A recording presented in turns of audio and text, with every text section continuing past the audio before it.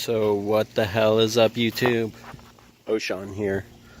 I just got finished installing a Diamond K9000. I bought the lip mount, which ended up not working where I thought it would. So I pulled the bottom part of it and just kind of drilled through. Just kind of mounted it there. And then you need a groundless antenna to go with this.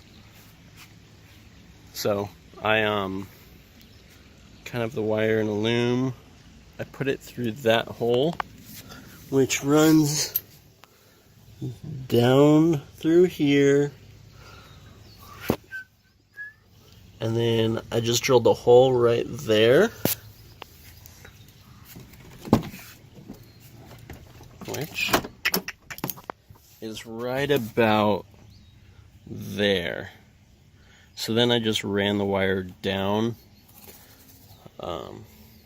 down in here, and then up through here. There is already a hole cut in the carpet. So this one I have running to the radio. That's actual antenna wire. This one is the power for the motor. It came with this janky ass switch. So I rewired in. It's a DP-DT. So I believe it's dual polarity, dual toggle. So up is up, down is down. I'm gonna show you how it operates. Let me shut that. Let's go down. What? And then up.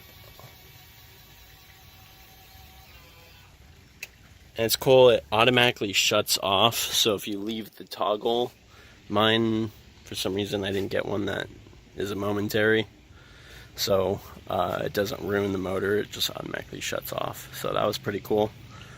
I wanted a antenna while not ruining my ability to make it inside parking garages. So I have my little FT7900 just kind of pushed under here for now. I'm going to figure out how to maybe put an L bracket and mount it. And then I just kind of ran the wire into there, up through here, and then I just have the faceplate mounted there. So turn that on.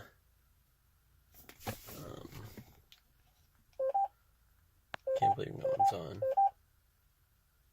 These guys. Sorry. I think they call it 435. Those dudes are nuts. So, I mounted the antenna there so that I could still kind of see it. And then I could just like